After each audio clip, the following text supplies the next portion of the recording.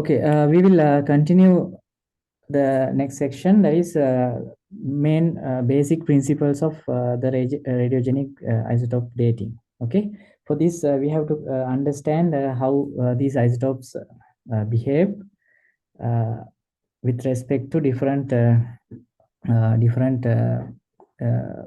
chemical properties of those isotopes. So we will see first rubidium strontium, and then we will go to samarium neodymium method later on. And also we will briefly consider some processes that these dating systems address also. And geological processes also we will consider what type of geological processes can affect these dating, and their the advantages and disadvantages as well.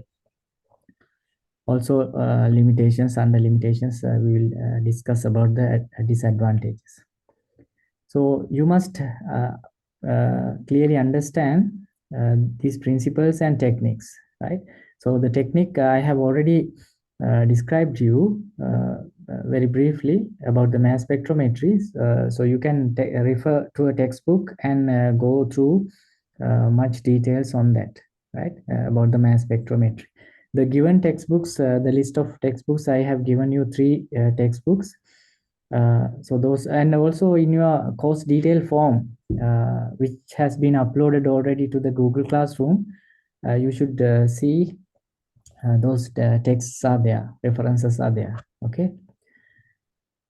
And also these isotopic systematics are used not only for dating, so we can use them to track igneous processes. Okay, so that means it's beyond dating. So we can use them to track igneous processes, and not only igneous processes, even for metamorphic processes. For some selected metamorphic processes we can use, as long as the closed system behavior is preserved. Because for isotopes we must have a closed system. The isotopic equation that I mentioned you before, this one, is valid only for a closed system, right?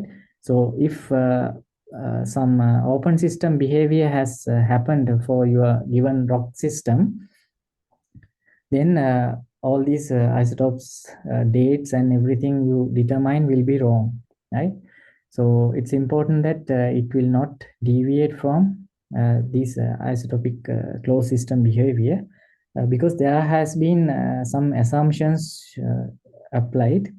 That's why we need to consider a closed system behavior. So in that case, the system that you are considering is very, very useful. For example, if you want to analyze a rock for geochronology or isotopic ratio determination, if you have a mixed rock like this, for example, you may have a lot of leucosomes in your rock.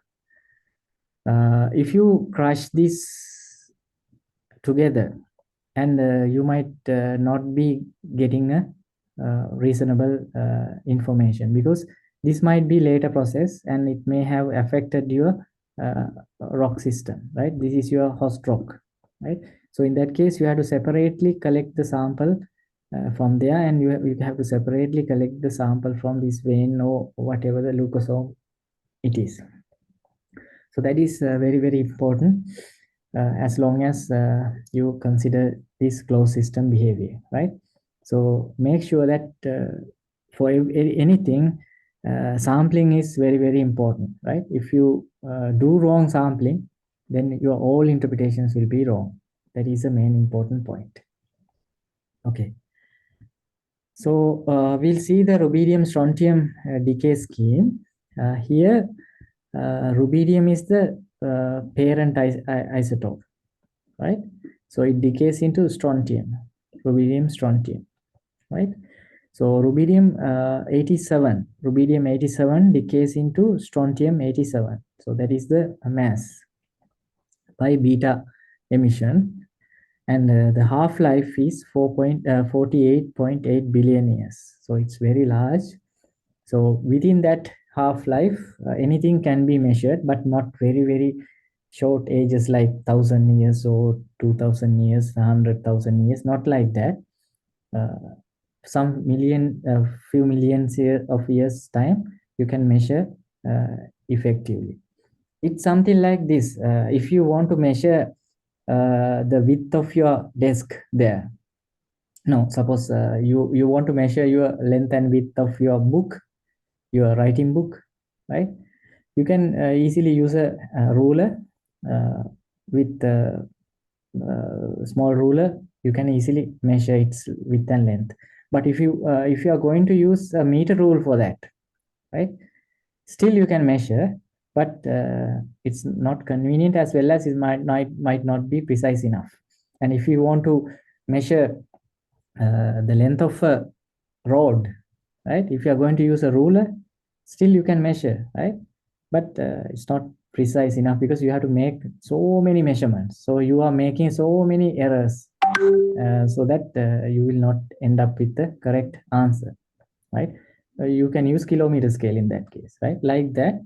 This half-life is also very important to decide which system that you are going to use. But for rock age determination, we have enough half-life for any type of isotopic system that we are considering now. Uh, Therefore, you can use any type of those isotopic systematics, but you have to understand the petrology and geochemistry of that particular sample before you proceed. Okay, that is also important. Right. So strontium has other isotopes. They are stable, right? So that means they do not decay radiogenically. With time, they don't decay, right? They don't decay. So this is the radiogenic decay that we use for age dating. So all the age dating purposes can be done only using radiogenic isotopes, right? Not stable isotopes.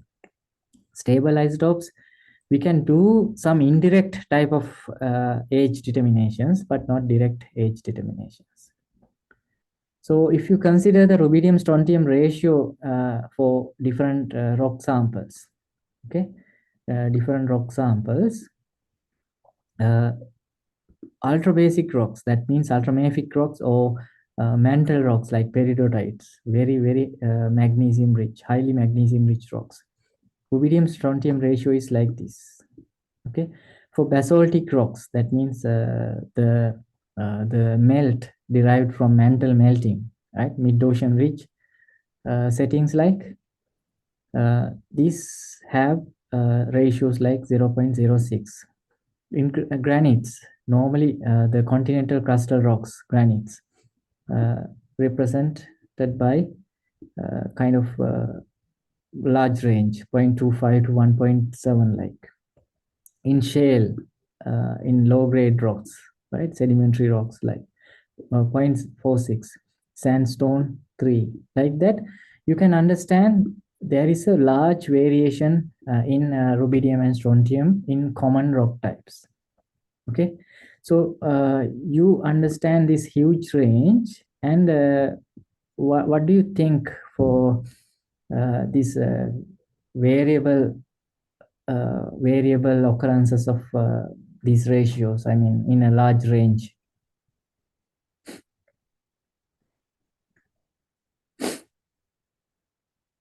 Mainly it's because of the mineral behavior, I mean elemental behaviors in minerals, right? Because they are composed of different minerals, and this elemental behavior of rubidium or strontium mainly determines their ratios predominant in these rocks, right? So in a rock, you get the mixture, right? All the rubidium, strontium contributed from different types of minerals. So if you have a rock with a lot of mica, right? Mica can accommodate a lot of rubidium. So then that rock will be enriched in rubidium strontium ratios. So likewise, minerals will determine how their relative compositions, right? And another important thing that you have to consider is the substitution of these elements. So in mica, for example, I said this potassium is rich in mica. So therefore, this potassium can be replaced by rubidium. So that's why mica can accommodate a lot of rubidium, right? So if you have a sodium bearing rock, mineral, I mean sodium like albite like thing, so it might not be a lot of rubidium contained there, right? Compared to this one, right? Still it can contain, but not compared to this one. Then if you consider strontium, mainly calcium can be replaced by strontium, right? So in that case, plagioclase can contain a lot of strontium because plagioclase contains a lot of calcium, right? CPX, like that. So likewise, the minerals available in rocks determine how much each of these elements can be accompanied. And also another important thing is the fractionation of rubidium and strontium in igneous processes. What is igneous processes? Igneous processes is magma generation or fractional crystallization, right? So from mantle, the magma is generated, and this magma is coming out and later cool. Okay, so the magma generation is a melting process.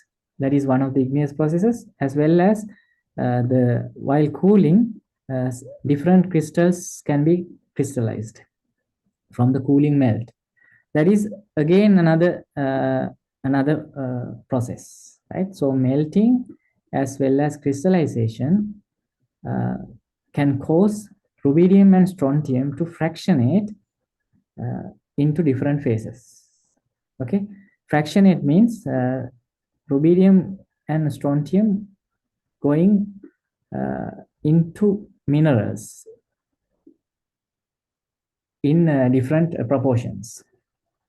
It can be during melting or it can be during crystallization, right?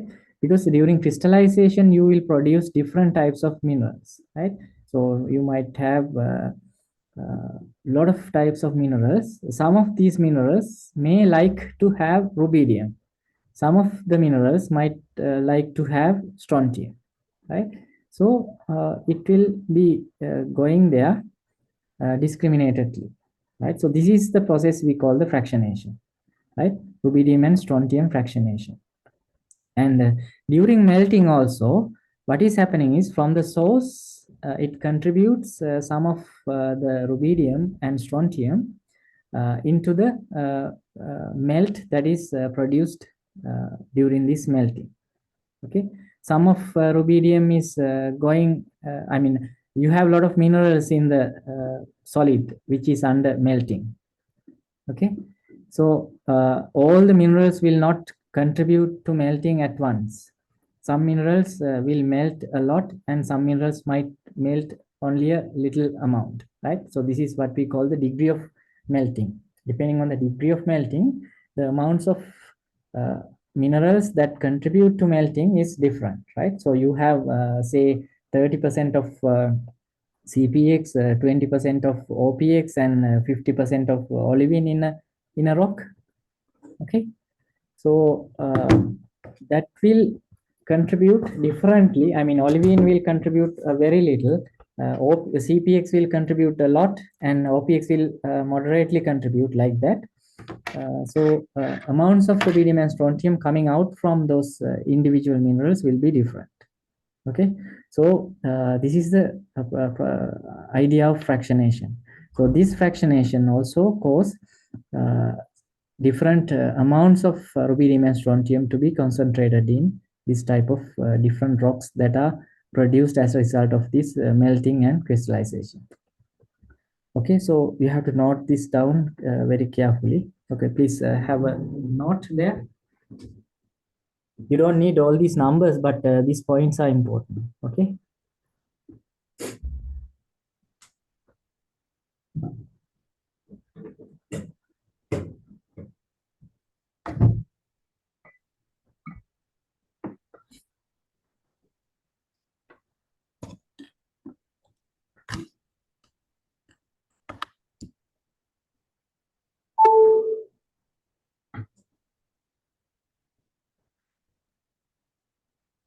So this box gives you some important implication. High rubidium strontium rocks contain more strontium. Low rubidium strontium rocks contain less strontium, strontium 87. Why is that? Can you understand that one?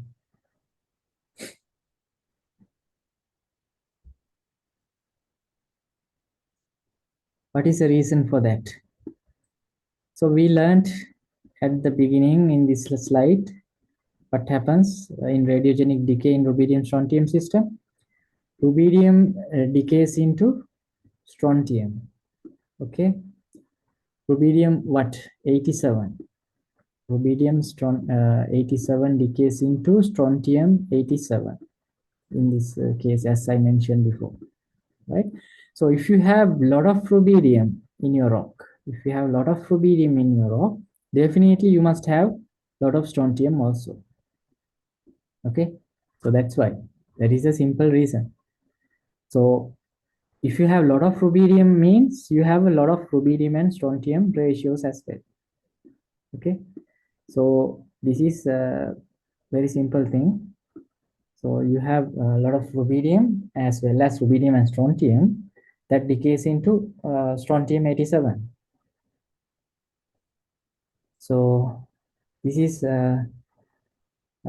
important concept, because in when you consider samarium neodymium, you will see a difference there. Okay. So I think you understand this one. So if you have a rock rich in mica, amphibole-like minerals, then definitely you will have a lot of rubidium as well as a lot of strontium 87. Okay, so to keep in mind that. Okay, so we'll see some of these aspects because I mentioned about melting. So melting is taking place in the mantle, right? Normally, in this upper part of the mantle is the melting region. This upper part of the mantle is the melting region, but rarely we can see melting coming from this core mantle region also. So we call it a plume. It's a different type of magma, a special type of a magma which we call plume, which is coming from core mantle boundary. Okay, but normal melting, abundant melting that you experience in volcanoes or sea floor volcanoes, superficial magma chambers or whatever, are resulting from very shallow, relatively shallow levels of melting. So either melting somewhere here uh, or somewhere here or somewhere here. Okay, but still not very far, not very, very deep, but of course it's like maybe 100 kilometers deep. But in this case, the mid-ocean ridge is not that deep also, right? Less than 100 kilometers. But these plumes are coming from some thousands of kilometers below, from the lower mantle, because this mantle can be also divided into two parts. Okay, upper mantle and lower mantle. Okay, upper mantle is like up to about 100 kilometers or so, right? There is no strict uh, depth limit, but it's shallow. Right? Even in the upper mantle, the uppermost part will be subjected to melting, right? So some portions like this region, sorry, yeah, even little deeper, but the most dominant part of melting will be concentrated in this type of a region depth. Okay, so this is the normal igneous processes that we can experience, and you can see a situation like the subduction zone here, where you can see the oceanic flow is subducting, and due to friction mainly, new magma is generated. right? New magma is generated there. Yeah. So there you can see the melting is taking place. So this melt carries some rubidium and strontium from the melted region, from the source region, and constitute the continental crust. Whereas in this case, the rubidium and strontium coming from the mantle into the basalt, directly to the basalt, right? This is basaltic magma produced in this type of settings. And here, mainly granitic type of magma can be found, right? So anyway, rubidium is an element that likes liquid phases, right? It likes melts. So it has a preference to for the melts, right? Because some elements have different preferences.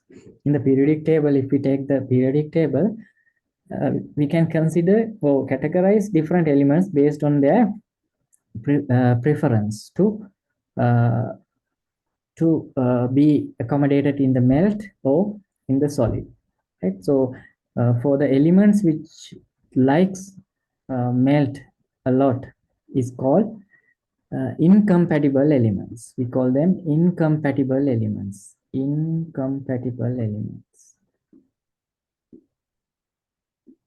Incompatible elements. Okay. Elements which likes solid are called compatible elements. Okay. Compatible elements. That means they like solids. So remember this compatibility and incompatibility is determined by their own chemical properties, right? Their own chemical properties.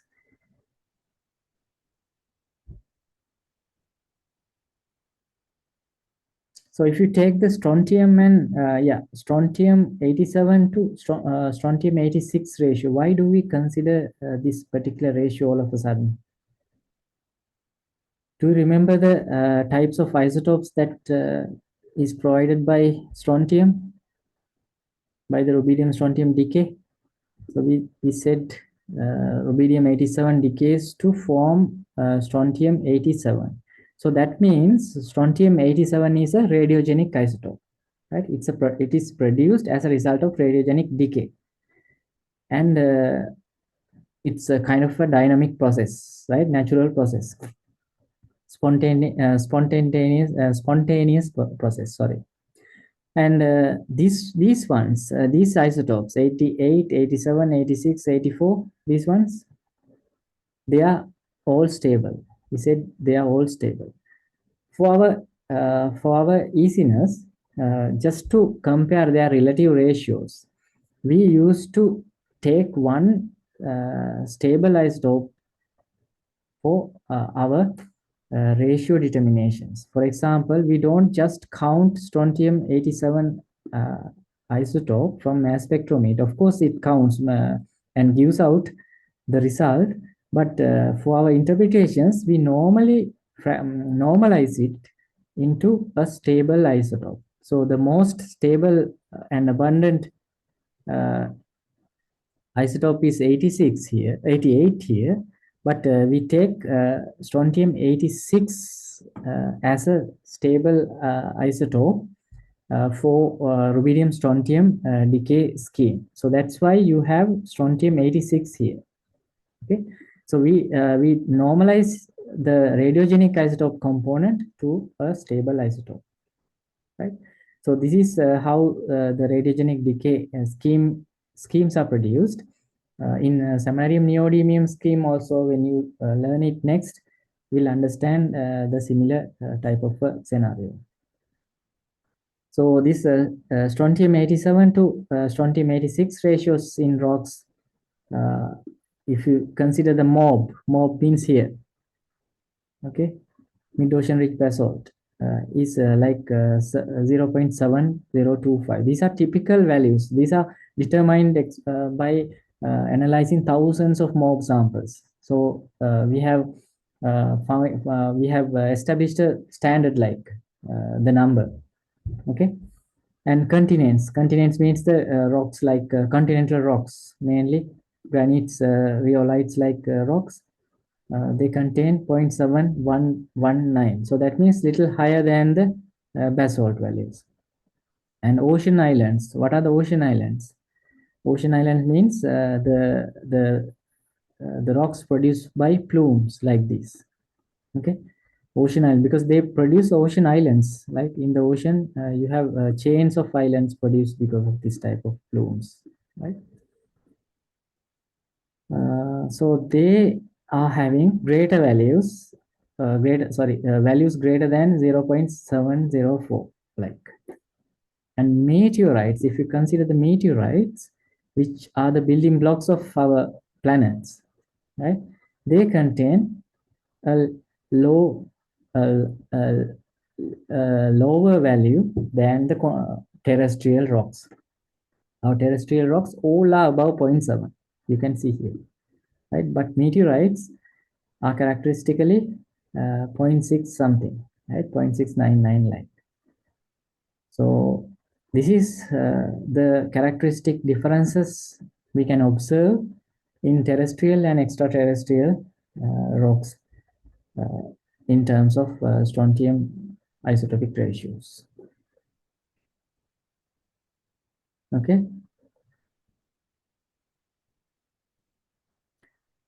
Right. So we will consider the rubidium strontium decay equation now. So you can remember the previous decay equation I mentioned, right? The general equation. This is the general equations, right? So dot isotope divided by parent isotopes will be equal to this type of a number, right? So we have to rearrange these ones in the course of these lectures, but the principle is based on this, right? So you need to know how we came deriving this equation as an assignment later on. Okay, so we have parent isotope rubidium and the daughter isotope strontium, right? So usually the parent is here and daughter is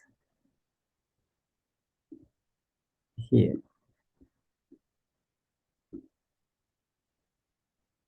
in these two places, right? So what we do is in mass spectrometry, we make that previous equation in a separate manner. Previous equation means this one, okay, in a separate arrangement, so that we can find the present day amounts of uh, products of these radiogenic isotopes, right? For example, suppose you have some amount of radiogenic isotopes at a given time, say this is t, given time t, you have this number of uh, atoms there. You have some certain number of parent isotopes and certain number of daughter isotopes maybe. Okay. So present day today, so if this rock was evolved into present day, if this rock was existing throughout this duration, right? Today, definitely you will have uh, a different number of isotopes, right? So say N2. So today is 0, right? T equals today, present day, right? Today, that's 0 years ago, right? Today. So during this time period, it has taken T time for this one, right? For example, it has taken T time for this, say this is T initial then, okay, Ti. From Ti to present day, let's take T number of years has elapsed, say 1,000 million years or 2,000 million years or something like that, right? So during this period, we have produced new products, right? New daughter products, right? So what we do is in our isotopic equation, we count present day amount. That means, let's say N2. So this N2 should be equal to initial amount. That means N1 plus the radiogenically produced amount, right? Radiogenically produced amount, maybe X. Do you understand that? Initial amount plus the radiogenically produced amount during this time span, T time span, will be equal to our present day isotopic value, isotopic ratios. So this is the basic idea behind this decay equation, right? So today we measure this ratio and also this ratio, right, from the mass spectrometer. And we don't know this initial value because we were not there at that time, right? Some millions of years ago. But still there is a way to find out that, right? So we find this graphically, right? But these values we can measure because strontium isotopes, now how many number of strontium isotopes available today can be measured by mass spectrometer. I showed you how it is done, right? Because we have mass resolution, right? Strontium how many, rubidium how many, like that. We have different Faraday cups collecting these ions and count them, right? So we can do that, right? That's why we call this measured. Strontium 86 also we can find. So we can measure them and we can find out this ratio as well. That means we can calculate this ratio as well. So these can be measured today. But initial thing we don't know. So this initial value, this N1, is an unknown factor. So what we do is this decay equation is equal to something like if you put this in a diagram, in XY diagram, right? So if you want to put this in an XY diagram, this will be representing a y equals mx plus c type of an equation. Y equals mx plus c type of equation, isn't it? You just look at that equation. This one, y equals mx. You can just a minute. You can take m means a constant, right? It's a gradient. It's a constant. So you can take this as a constant because all these values are constants. Lambda t is also, although we don't know, but it's a constant, right? Say 10,000 million years or 5,000 million years or 2,000 million years, something like that, right? Some number. So it's a constant. It's not a variable. So this should be essentially a constant. And this is a variable, right? This is a variable. And again, this is a variable. So this is like y, and this is like x, and this is like m, and c is also should be a constant, right? So what about this initial ratio? This n1, it should be also a constant, isn't it? Why? Because at a given time, the number of atoms existed there is a constant value. It does not change at that time, right? At 20 million years ago, if rubidium was there 87 atoms, it should be 87, right? But after 10 years later, maybe different, right? But we are considering a t time ago. T means it's a given time, it's a constant time. So this n1 is also a constant. So therefore, you can easily organize this equation into a straight line like this. Okay, so this is the importance of this equation, right? So always initial amount was there, so that amount is a constant. So to find out this initial ratio, by knowing these variables, we plot a, graph and calculate this one. So C you can calculate, that means we can find out the initial amount. So that is how we find out the initial amount using this decay equation. And also the other unknown T can be found by finding out the M of this line, slope of this line, gradient of this line. M equals E lambda T minus 1. M is known by the graph, and lambda is also known. So therefore, only unknown T can be found. So this is how we determine the age of a rock, right? So we have to find out these ratios by mass spectrometer and then plot them and get a line. Okay, getting this line is important, correct line is important, because this M, if you just make an error and get a line like this instead of this line, so you are getting a new M. So you are getting a new M means you are trying to get a different number for T. Remember, this is E lambda T. E is the exponential function. So if you make some mistake here, small mistake, tiny mistake here for M, you will exponentially make it large when you apply into the equation. So therefore, you have to be very, very precise in getting this M, right? That is very important to get the precise age, okay, because it is E lambda T, right? That's why. Okay, so this is the basic introduction of the decay equation. So we applied rubidium strontium ratio for this decay equation, and we will go through with some examples on how we can apply this to our natural rock systems. Okay, so do you have any question until now before moving to the next section? So actually, I'm going to stop here for today.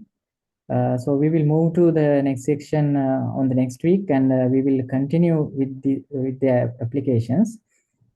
Please make sure you come up with how to derive the decay equation by referring to the textbook, and I will put that as a assignment into the Google Classroom. You have to upload that to the Google Classroom, how you arrived at, right? You do it by your handwritten form, right?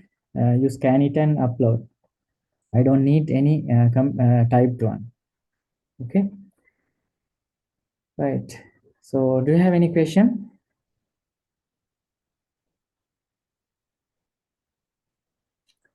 Okay, if no questions, so we will stop here for today, and we will continue in the next week.